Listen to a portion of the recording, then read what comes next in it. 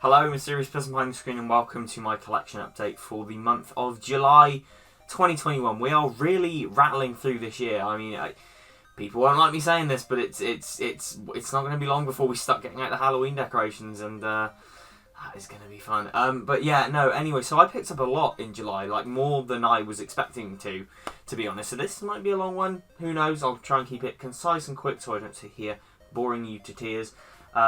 So we'll start off with some figures and toys that I picked up on my travels in July. So first off, we got this bad boy, the Mad Titan himself, Thanos from the Marvel comics. This is not the MCU version. This is a Marvel Legends figure of Thanos from the comics, and he is a beast. He looks very good. Like, he's so eye-catching on display because obviously he's so colourful. And I've got him like this with the old Infinity Gauntlet, pretty clear there in his hand, and but he came with all sorts of accessories. But yeah, so Thanos Marvel Legends, really cool stuff. I also picked up Mr. Freeze from Batman the Animated Series in my ongoing quest to get as many of the Batman the Animated Series figures as I can. I already had the new Batman Adventures version, but I had to get the classic proper animated series design because he always felt like a missing link from the shelf of villains, and yeah, I'm glad he's up there now because he does look really cool. I really like the colours on him. So I'm glad he's up there now. I, of course, like many other Doctor Who fans this month, picked up the Abominable Snowmen figure set, which of course was a Character Options Online exclusive and contains this gorgeous piece of the TARDIS from the Abominable Snowmen, and a figure that I'm surprised they haven't done before. It's been requested for years. Patrick Troughton in his fur coat, the iconic fur coat garb that the second Doctor wears. Obviously the cool thing about this is the phone box sign is on the wrong side, because that was how it was in the show. It was put on the wrong side for the bulk of season 5, I think. So it's just cool to have a very niche figure like this, you know, and it looks so good. It's one of my favourite TARDISes we've got, and I did not expect them to do this because they haven't done this in years for especially classic boxes. But it's electronic, and the lamp is gorgeous. Like, it's this lovely golden colour. It really stands out, and I'm just shocked they did it. I'm happy they did it. It was an online exclusive. It was expensive, but I'm just happy that they put the effort into this because it does look absolutely gorgeous piece. And this figure is probably the best second Doctor figure I own in terms of the paint and everything. It's fantastic. Roll on this year's B&M releases, I say. I got this little beauty from the year 2001, I believe. 2001. It is a talking Dalek. Rattling around there. The box is pretty fucked, to be honest, but I want to keep him in there. And let's see if he still talks. Pretty cool. Pretty nice display piece. I really like the aesthetic of the box. It's got advertisements for other Doctor Who products here. They had 3 Daleks there. They had a 60s one, they had a gold one, and this one is absolutely my favourite one that they had there. This is a really nice red and gold colour, and it's just a nice display piece to have like that. So yeah, Talking Dalek from 2001. And sticking with Doctor Who, I did fill in another gap in my figure collection that I've wanted since I was a child. Like, I've wanted this figure for so long. It is, of course, the werewolf from Tooth and Claw. And it's a great figure. Like, it's a really nice looking thing. He towers over the other figures, and I've got him kind of positioned at the back because of that. But what a great figure! And I think if you just want a werewolf figure for anything, even if you're not into Doctor Who, that one is a good one to pick up. So yeah. Now on to some Blu-rays and 4Ks. I picked up Rob Zombie's Halloween and Rob Zombie's Halloween 2. The only 2 Halloween films that I didn't own. If you've been watching me for a while, know I picked up the Midnight Factory Italian release of the original 8 Halloween films a while back, and that's sat there looking very cool. But I never owned the Rob Zombie films, so I thought it's about time. I don't know how I'm going to respond to them. I've never seen them. I don't know how I'm going to respond to them. I know certain things that happen in them, and I know they're very controversial and very mean-spirited. So yeah, but they're cool. This one is German release, as you can see at the front there. It is a 2-disc edition, which is very nice. Theatrical cut only. I've been watching Dead Meat recently, YouTube channel Dead Meat, which has become one of my favourite horror channels. Probably my favourite horror channel on YouTube. I think it's a fantastic channel, and Dead Meat did a cut comparison for both films, comparing the two cuts, theatrical and director's cuts. And from that, I decided that I preferred the theatrical version. I would prefer to watch the theatrical version of this one. So that's the one I sprang for. I kind of made sure to get a theatrical Blu-ray. And from his cut comparison for the second one, I wanted to watch the director's cut most. So I made an effort to get the director's cut. And I believe this is a Scandinavian release? Norwegian, maybe? I don't know. See if you can read the writing on the back of there. I'm not sure what language it is. But yeah, so this is the director's cut. It would be nice if we could get a set that included both cuts, but for now, just sticking for what from what I sort of watched on those cut comparisons that Dead Meat did, it's these versions that I wanted to watch the most. And maybe if I'm a huge fan of these films or something, I will seek out the other cuts. But yeah, so Rob Zombie's Halloween and Halloween 2, Drag Me to Hell, Sam Raimi's return to horror after he did the Spider-Man trilogy. I watched this on Netflix because it went on Netflix few months ago, and it's Sam Raimi, and it's a Sam Raimi film that I haven't seen, so I was really excited to check it out, and I really enjoyed it. Really enjoyed it, so I thought I'm going to get this on Blu-ray because it has an unrated version. I believe the version on Netflix was the theatrical cut, so this is unrated. I'm not sure, it doesn't say how much longer it is. I think I've looked into it, and it's literally just a bit more gore that was cut out for the theatrical cut, which is fine. But yeah, I really enjoyed this film. Really fun horror film.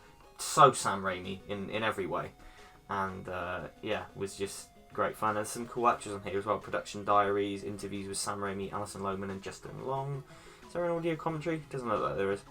But yeah, I will definitely enjoy watching this in the future again. Next up, this was a show that I watched year before? Last year before? Either way, it was a while ago that I watched it and I loved it. And I've been wanting to pick it up on Blu-ray for a while, and it is Peter Kay's Car Share, the complete collection. How wild is it, by the way, that BBC are releasing this on Blu-ray? Like, we haven't had a BBC release on Blu-ray for years, apart from, Doctor Who stuff. And then this, a sitcom about people driving to and from work is released on Blu-ray. Absolute madness. Absolute madness. But even so, I wanted to support it because I want more Blu-rays from the BBC of stuff they haven't released yet. So this includes, so there you go, Series 1 and 2. Beautiful show, brilliant show, and brilliantly brief. It never overstayed its welcome. I believe it's 12 episodes over the course of the run. So yeah, that's Series 1, so that's Series 1. Series 2. I'm a big fan of Peter Kay. He's not he's not one of my favourite comedians ever, but I do love his stuff, and this is just a joyous bit of writing that I can just watch again and again and again. Great extras on here, some outtakes. This is just it's one of the most genuine sitcoms I think I've ever seen because there's so much heart to it. I think the will they won't they dynamic of the two main characters is stretched out just as long as it needed to be, but it never gets tiresome, and by the end it's just a real punch to the air moment. And I love the note it ends on. It kind of subverts your expectations of where it's going to go. Really funny stuff. Like the royal family, it shouldn't work because it is just two people sat in a car for 30 minutes, but it does, and it's brilliant. So, and a word of warning on this, they did release a box set called Series 1 and 2, which doesn't include the last two specials they did. This, the complete collection, does, except it inserts them into Series 2, which is kind of weird. So, the unscripted special is inserted into the middle of Series 2, and the finale special is inserted at the end of Series 2. So don't panic if you get this and you only see the two discs. It's fine, they've just put the specials into the series. It's really weird, and I wish they hadn't released that box set before this, but it doesn't bother me. This includes everything. Really happy to have it. Peter Kay's Car Share. Great stuff. Boutique release here from Second Sight Films. This was a film that I watched earlier in the year, and I really loved it. And I wanted to get it on Blu-ray. I saw Second Sight had done a release of it. But I also saw they'd done a limited release of it, which I sort of expected, it was a while ago. I'm never going to get that. It's way out of print. But I saw on their Twitter that they had very limited stock come back in, and I pretty much, as soon as I saw that, I just ordered it straight away off Second Sight's website. And it is a gorgeous set, and it is in Bruges, starring Colin Farrell, and Brendan Gleeson and Ray Fiennes, directed by Martin McDonough. This film is brilliant. It is a gorgeous film. Very odd film in a way. It's a black comedy. It's about two hitmen seeking refuge in Bruges after a job, and the story kind of goes in some different directions and weird directions, and I loved every minute of it. And it's very dark, very, like, certainly not for the faint of heart, because it is pretty extreme with its violence and its themes and stuff. But it was just it's so much fun as well. And this set comes with some really cool stuff. So we get I think this is a script book. So it's the entire script of In Bruges, and it's very nice quality paper, really nicely done. So yeah, certainly enjoyed flicking that. And it comes with a booklet full of essays about the film and writings and images, and yeah, great stuff. If you've never seen In Bruges, like I say, not for the faint of heart, but this describes it here. It says it's a jet black comedy, and I've just dropped the fucking case. And that couldn't be more true. Jet black comedy is how I would describe it. Brilliant film, brilliant film. But yeah, and a brilliant release as well from Second Sight. Yeah, In Bruges.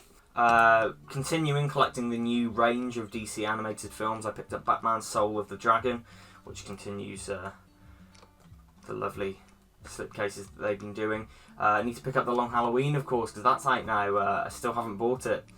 Going to know. I just need to get Justice Society World War II. I'm looking for that with the slipcase, so I can put it next to the rest and then get The Long Halloween. But yeah, Soul of the Dragon. I've got to be honest, it's not a film that I would have bought with it unless I was collecting these new range of slipcases. It's not really something that appeals to me, but yeah, it looks cool, and I'm sure I'll enjoy watching it. But yeah, Batman: Soul of the Dragon. On some 4Ks now, I did a video unboxing / showcase of this. Almost Famous on 4K. Gorgeous film, gorgeous release, filled with all kinds of goodies in there. The poster is up on my wall.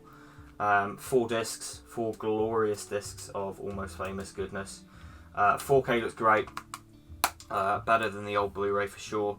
And yeah, great release. If you want more in-depth on it, then go see the video I made on it. Absolutely brilliant release. And this was another new release this month. One of my favourite films in my top 4 on Letterboxd. So Scott Pilgrim vs. the World on 4K. Really nice cover, much better than the steelbook they released for this.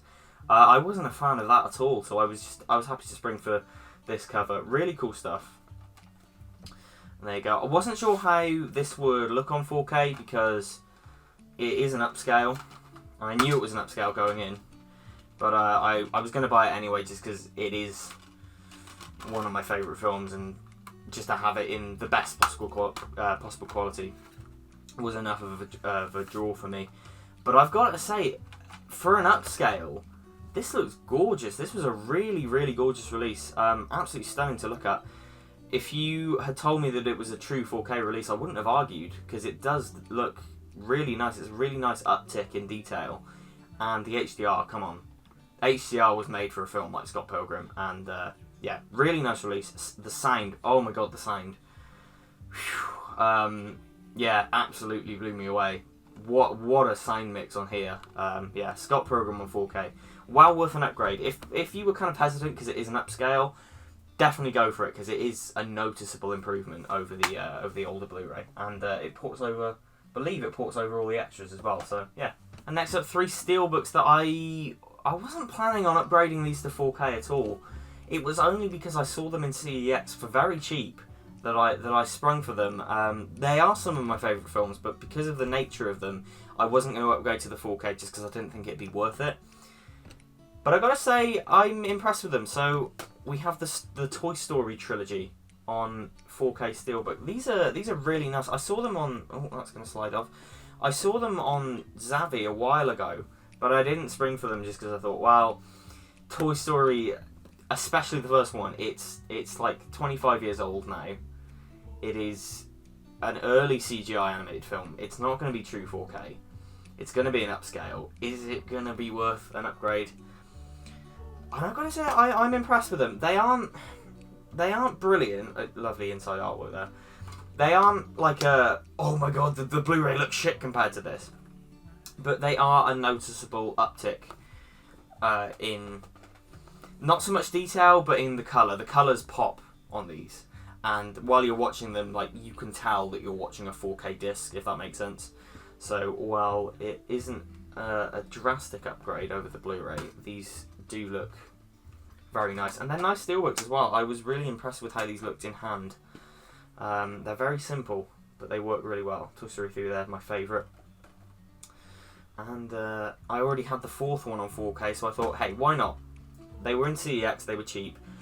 I'm gonna go for them, and I'm glad I did. I am glad I did. It is nice to know that you're kind of, like I said, even though it isn't a drastic leap in detail, it is nice to know that you're watching these in the best quality available, because they are masterpieces. These three in particular are masterpieces. 4 is good, but this original trilogy, each one of them is an astounding bit of filmmaking. So I'm happy to own them on 4K, and really nice steelbooks too. So yeah, definitely a good, solid purchase.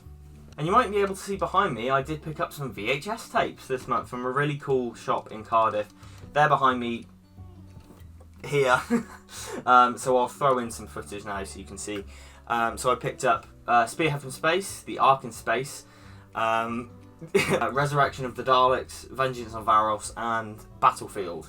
So I was kind of picking one for each Doctor they had there. They didn't have any Hartnell Triton stuff, but they had a boatload of like Pertwee onward stuff. So I picked one from each Doctor, and I'm happy to have them. They just look nice on display. Obviously I don't have a VHS player anymore, but they just look nice there, and to have them, you know, they're cool collector's pieces, and I'm glad to have them. So yeah.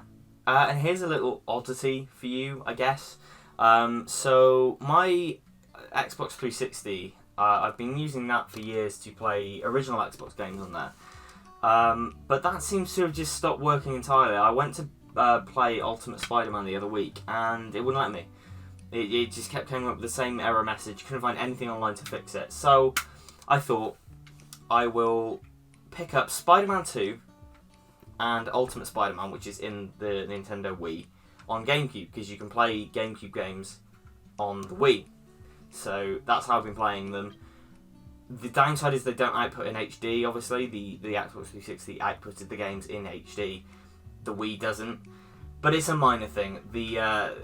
I'm just happy to have the games again and I can play them. So yeah, that's Spider-Man 2. I love how dinky the GameCube discs are. I bought them without discs off eBay from sellers who were just selling discs, without cases, sorry. From sellers who were just selling the discs on their own. Because I didn't want to pay extortionate prices. I'll probably at some point put the discs in the Xbox cases I have. I'm just happy to have the games again to play, and they weren't very cheap. So yeah, Ultimate Spider-Man and Spider-Man 2 on the GameCube. And it was good of the sellers to send them properly in empty CD cases rather than just chucking them in an envelope and hope for the best, because it means they won't get scratched. So yeah. So there we go. I hope you enjoyed this month's collection update. Quite a lot, and some worthwhile purchases. Really happy to have Car Share on Blu-ray because it's such a great show, like perfect chemistry between Peter Kay and Sean Gibson.